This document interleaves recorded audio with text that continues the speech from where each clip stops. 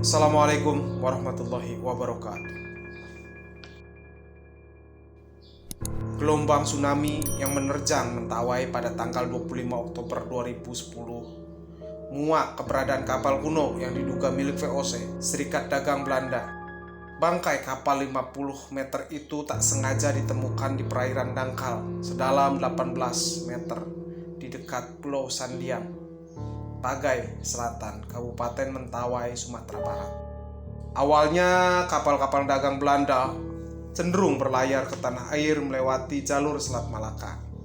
Kebiasaan ini berubah setelah Portugis menguasai Malaka dan memaksa kapal dagang Belanda mengalihkan jalur ke Samudra Hindia. Rata-rata tujuan perdagangan kapal dagang VOC pada waktu itu adalah Padang. Padang diketahui sebagai pusat dari perdagangan di Sumatera dan Banten di Selat Sunda. Pada umumnya, pedagang dari Eropa selalu memutar dari Tanjung Harapan, Afrika, sebelum bertolak ke tanah air menuju Selat Sunda, melewati Enggano. Kala itu, Padang merupakan pusat perdagang VOC di pantai barat Sumatera Hindia. Kapal-kapal dagang Belanda kerap melewati Mentawai saat menuju Padang atau daerah-daerah lain di tanah air. Dari peristiwa ditemukannya kapal tersebut, kami teringat akan cerita salah seorang koresponden kami, yaitu Abah Kalong. Abah Kalong adalah nama julukan karena beliau kalau malam tidak pernah tidur. Abah Kalong hanya tidur kurang lebih 2 jam setiap hari, yaitu antara jam 10 siang sampai jam 12 siang. Abah pernah menceritakan pada kami tentang seorang Belanda yang ditemukan oleh Abah Said, leluhurnya. Orang Belanda tersebut mengapung di perairan pantai Ujung Genteng, Sukabumi sekarang ini. Menurut Abah Kalong, peristiwa tersebut terjadi di era kejatuhan Majapahit. Majapahit bubar sekitar tahun 1520-an. Itu berarti kurang lebih abad ke-16, sesuai dengan perkiraan dari hasil penemuan kapal tersebut. Seperti apa kisah yang telah dikisahkan Abah Kalong pada kami? Mari kita simak, pemirsa.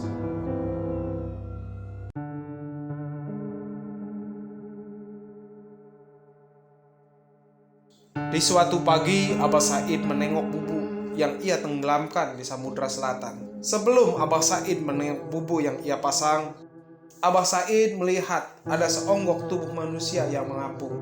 Abah Said dengan sigap langsung berenang dan membawanya ke darat. Abah Said kaget karena orang tersebut berambut pirang dan berkulit terang. Abah Said mengira bahwa orang tersebut sudah meninggal. Sebelum menguburkannya, Abah Said memastikan dan memeriksa nadi pada orang asing tersebut.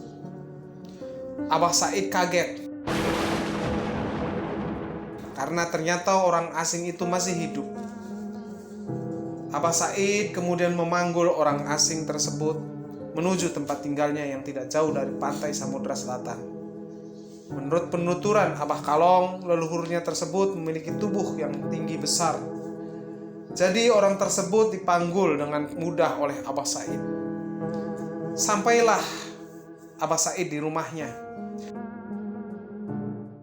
Abah Said mengeluarkan air yang ada pada perut dan paru-paru orang asing tersebut. Beberapa saat kemudian orang asing tersebut tersadar. Abah Said kemudian memberikan air hangat pada orang asing tersebut. Setelah melihat orang asing minum, kemudian Abah Said memegang dadanya. Setelah itu Abah Said berkata, "Said." Orang tersebut rupanya mengerti dan meniru. Memegang dadanya kemudian berkata, "Thomas van de Boer." Abah Said mengajari Thomas van de Boer bahasanya. Thomas van de Boer sudah bisa berbahasa Sunda kurang lebih 3 bulan. Suatu hari Thomas van de Boer ingin mengikuti ajaran agama Abah Said. Setelah maksud itu disampaikan kepada Abah Said, kemudian Abah Said memberi nama baru untuk Thomas van de Boer. Namanya adalah Abdul Qohar. Abah Said mengajari agama Abdul Qohar atau Thomas van de Boer. Thomas van de Boer sangat ringan tangan. Hampir semua pekerjaan yang ada di keluarga Abah Said, Thomas van de Boer selalu ikut serta. Thomas van de Boer sangat dekat dengan keluarga Abah Said. Suatu hari Thomas van de Boer bercerita, dia mengisahkan dirinya dahulu adalah seorang bagian daripada tim perdagangan VOC. Ia dibuang ke laut oleh koleganya. Thomas van de Boer dilemparkan ke samudra karena dia tidak setuju dengan rencana koleganya yang berencana melakukan penggelapan pada hasil perdagangan. Ia tak setuju walaupun ia mendapatkan bagian yang lebih besar. Karena sudah frustasi, rekan-rekan Thomas van de Boer melemparkan Thomas van de Boer ke samudra. Thomas van de Boer mengutarakan keinginannya untuk pulang ke Amsterdam. Abah Said bingung, tidak mengerti bagaimana ia bisa membantu Thomas van de Boer atau Abdul Qohar. Abah Said kemudian menyarankan agar Thomas van de Boer atau Abdul Qohar menjalankan ritual riadoh. Abah Said kemudian membimbing Thomas van de Boer beriadoh di sebuah ceruk di tebing Samudra Selatan. Abah Said setiap hari membawakan air dan makanan pada Thomas van de Boer. Pada hari ketujuh, makanan yang diberikan Abah Said dan minuman yang diberikan Abah Said pada Thomas van de Boer masih utuh. Terlihat Thomas van de Boer terpejam dan bersila dengan sesekali mewiwil tasbih yang ada di tangan kanannya. Pada hari ke-9, Thomas van de Boer tidak ada di tempat itu. Abah Said kemudian pulang. Keesokan harinya Abah Said menengok Thomas van de Boer di ceruk itu. Thomas van de Boer masih belum kembali. Setelah 3 hari menengok Thomas van de Boer, Abah Said kemudian berhenti menengok Thomas van de Boer di tebing itu. Waktu kemudian berlalu. Setelah kurang lebih 100 purnama, tiba-tiba Thomas van de Boer datang ke rumah Abah Said.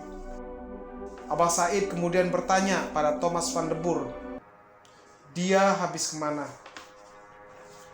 Thomas van de Boer menceritakan bahwa ia diajak oleh seorang wanita berbaju hijau yang sangat cantik. Ia memakai mahkota berwarna emas dengan batu permata yang menghiasi mahkota tersebut. Thomas van de Boer dibawa ke kerajaan wanita cantik tersebut. Wanita cantik tersebut ternyata adalah ratu di kerajaannya. Thomas van de Boer menceritakan bahwa nama ratu itu adalah Kadita. Thomas van de Boer juga menceritakan bahwa dia telah menikah dengan Ratu Kadita tersebut. Dia memiliki anak dengan Ratu Kadita. Menurut penuturan Thomas van de Boer, keturunannya tersebut ditempatkan di sekitar Laut Karibia atau Laut Segitiga Bermuda. Setelah Thomas van de Boer menceritakan apa yang telah terjadi pada dirinya, kemudian Thomas van de Boer mengucapkan permisi atas jasa-jasa Abah Said. Thomas van de Boer permisi untuk kembali ke Istana Ratu Pantai Selatan. Sejak saat itu, Thomas van de Boer tidak lagi muncul. Diketahui bahwa nama daripada Ratu Pantai Selatan adalah Kadita. Seperti apa sesungguhnya kisah daripada Thomas van de Boer ini? Wallahu a'lam bishawab. Demikian kisah pertemuan Thomas van de Boer dengan Ratu Pantai Selatan. Terima kasih sudah menyaksikan konten mistisku. Sampai jumpa lagi di konten mistisku selanjutnya.